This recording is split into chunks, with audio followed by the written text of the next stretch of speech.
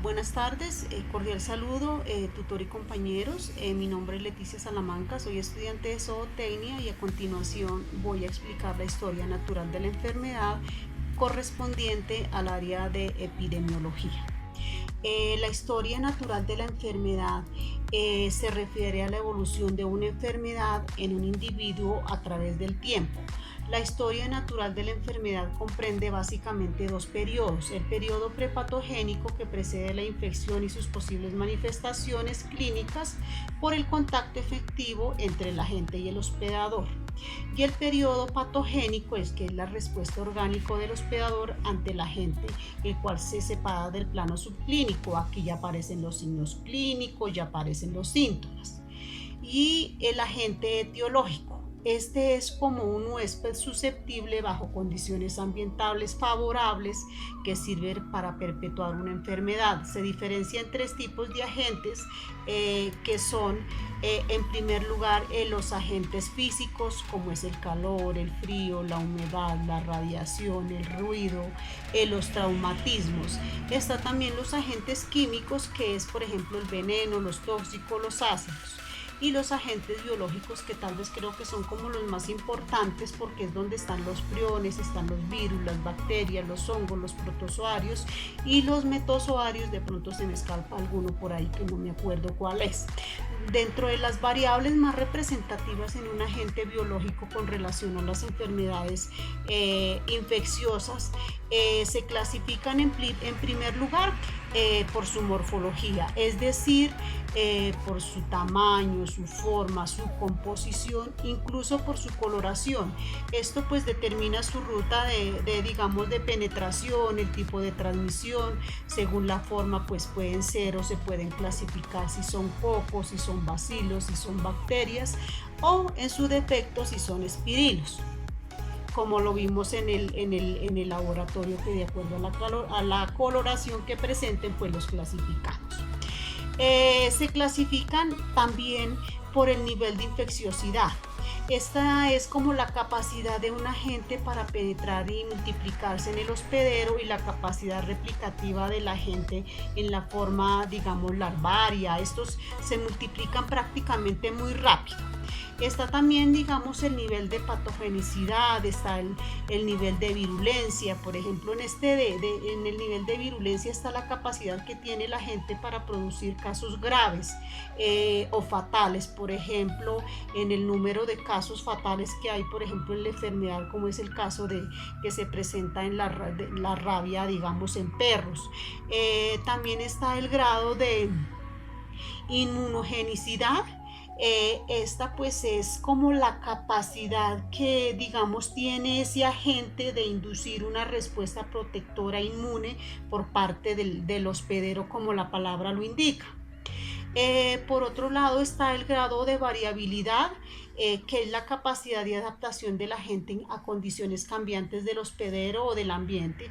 Por ejemplo, en muchos virus se presentan pues dificultades, o se dificulta en sí su prevención, su diagnóstico o profilaxis, precisamente porque presenta mutaciones. Por ejemplo, como en esta época referente a lo del COVID-19, este virus estaba mutando terriblemente y dificultó muchísimo que se realizara como una prevención rápida.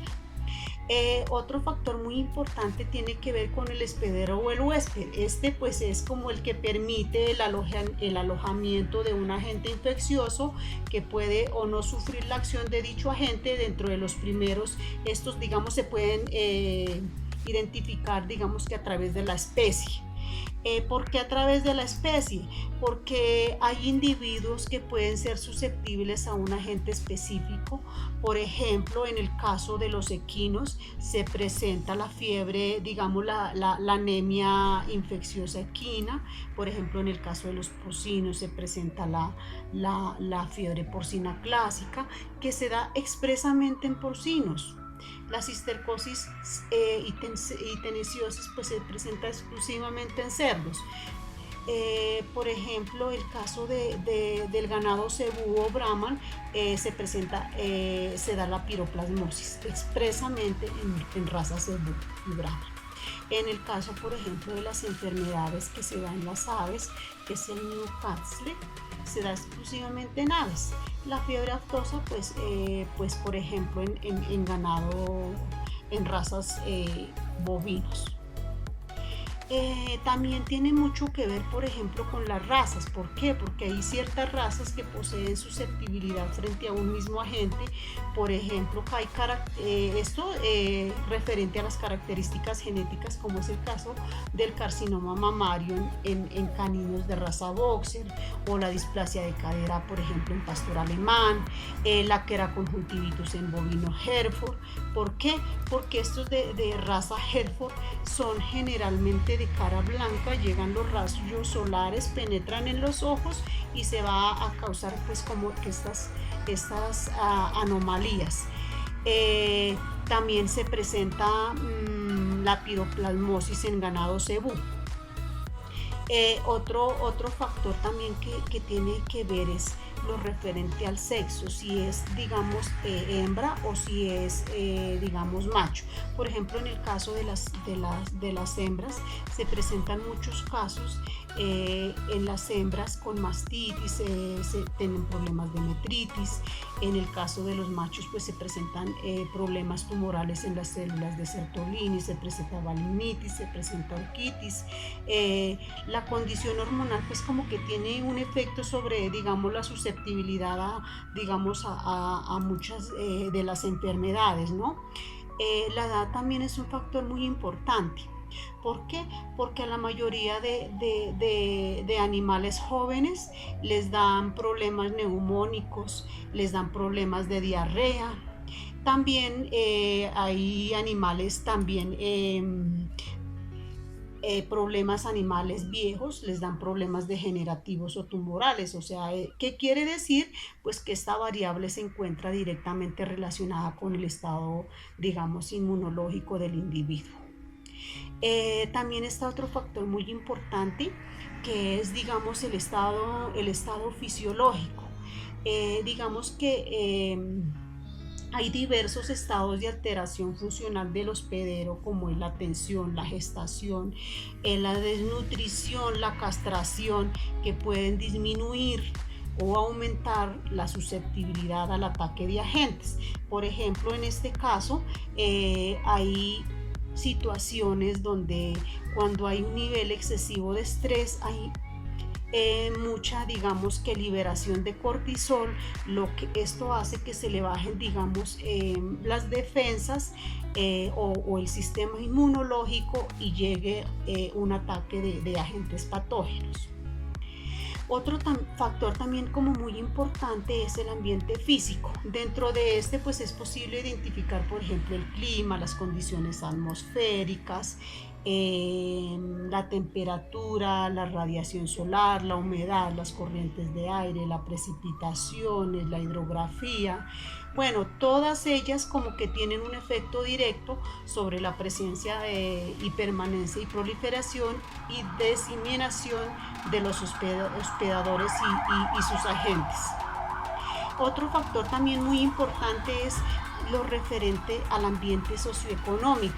Algunos, por ejemplo, de estos componentes son, por ejemplo, el manejo e higiene ambiental, el grado de tecnificación que se tengan en las unidades productivas, las costumbres, los hábitos por parte de la comunidad y, por supuesto, la estructura de la producción. También tiene mucho que ver las vías de comunicación, entre otros aspectos, los cuales pues pueden favorecer la presencia de la gente, así como la del hospedero. Anteriormente hablé de la clasificación de las enfermedades. Hay enfermedades que son transmisibles y no transmisibles. Entonces, por ejemplo, esta primera pues son aquellas enfermedades causadas por agentes infecciosos específicos o por sus productos o por productos digamos, tóxicos en un huésped susceptible. Estas son muy conocidas comúnmente como enfermedades contagiosas o infecciosas que son transmitidas por vectores como por ejemplo los mosquitos, los flebotomas, las garrapatas, las pulgas, los roedores, los zancudos. Y están las enfermedades transmisibles. Estas enfermedades pues es un grupo de enfermedades que no son causadas por una infección aguda. Es decir, estas crean una necesidad de tratamiento y cuidado a largo plazo. Por ejemplo, como el cáncer, como las enfermedades cardiovasculares, las diabetes, las enfermedades pulmonares, entre otras. Estas enfermedades se caracterizan porque tienen un periodo de latencia. Es decir, es el tiempo que transcurre desde que la infección llega hasta el individuo hasta que se vuelve prácticamente, digamos, infeccioso. Y a la vez tienen un periodo de incubación. Este periodo de incubación pues es el tiempo que se necesita, digamos, para que se desarrolle una infección después de que un individuo se ve expuesta a un organismo que causan esta enfermedad, que generalmente son las bacterias, los virus y los hongos. Digamos que este periodo de incubación termina cuando aparecen las primeras señales o aparecen los síntomas de la enfermedad, entonces desaparece totalmente el periodo de incubación. Generalmente, para que ocurra una enfermedad deben darse como una serie de acontecimientos o hechos que faciliten que dicha enfermedad se manifieste. Estos hechos constituyen la llamada triada ecológica. Esta triada ecológica está compuesta principalmente por el agente causal, el medio ambiente y por supuesto por el hospedero. Dentro de la cadena epidemiológica, ¿qué es? Es un conjunto de eslabones que son necesarios para que se inicie una enfermedad transmisible. Esta también es llamada cadena de infección. Es decir, cada eslabón interviene en la transmisión de un agente infeccioso a un huésped susceptible. Digamos que dichos eslabones son los siguientes. En primer lugar está el agente causal o infeccioso. Este es el primer eslabón de la cadena epidemiológica, que digamos se divide en agentes biológicos. Estos generalmente son organismos vivos, que son capaces de producir hongos, virus, priomas, y agentes no biológicos que causan la enfermedad en el individuo, también llamada patógena, que es el reservorio, digamos, la casita donde viven y se multiplican. Dentro de las principales rutas de salida del agente generalmente coinciden con la vía de penetración del mismo al hospedero y se transmiten a través de las vías respiratorias, de las vías geniturinarias, de las vías digestivas, a través de la piel. ¿Por qué a través de la piel? Porque, por ejemplo, a través de las sarna sarcóptes se transmite a través de ella. Estas fuentes de infección pueden ser, en primer lugar, a través del reservorio, a través del ambiente natural. ¿Por qué? Porque es el sitio de multiplicación a partir del cual pues un agente pasa del hospedero a los individuos que pueden actuar como fuentes de infección, adquiriendo una serie de características. En primer lugar, se necesita, digamos, un individuo enfermo, que es la fuente digamos, de infección y más importante y común para que se pueden desarrollar características de sinología y sintomatología. Un individuo portador. Este individuo que alberga un agente infeccioso específico de una enfermedad sin presentar signos, sin presentar condiciones de transferir el agente. Por otro lado, se necesita un vector. Este vector es el que transforma un agente infeccioso desde un individuo infectado hasta un individuo, digamos, susceptible. Ya aquí ya viene, digamos, el tercer eslabón de la cadena epidemiológica. Digamos que esta es la vía de transmisión que puede ser directa del agente infeccioso a la puerta de entrada para la que, digamos, la infección pueda llevarse a cabo digamos, esta transmisión. ¿Cómo se transmite? Se transmite a través de las gotas de fluje que penetran a través de ¿dónde? A través de las conjuntivas, de las membranas, de las mucosas, a través del agua, a través de instrumentos quirúrgicos, a través de bretes, corrales, instrumentos de manejo que se tengan en las unidades productivas, a través de las heces, de la orina, del esputo, a través de, incluso a través de la transmisión por el polvo, del suelo, que otra vez a través de los alimentos. Y esta pues propagación del agente infeccioso va a través del ambiente y de los vectores que llevan, digamos, como que ese agente infeccioso de un individuo a otro, es decir, se transmite del reservorio al huésped. Y ya como el cuarto eslabón de la cadena epidemiológica, que ya es como el último nivel, digamos que este es un mecanismo para que el agente infeccioso pueda transportarse de la puerta de salida a la puerta de entrada del hospedero, mediante contacto directo, es decir, mediante secreciones oculares, mediante secreción nasal, mediante el semen, mediante secreciones prepuciales, mediante la orina, heces, incluso mediante la leche, mediante la piel descamada, la saliva, entre otros. En sí, pues esto fue todo lo referente a la historia natural de la enfermedad. Muchas gracias.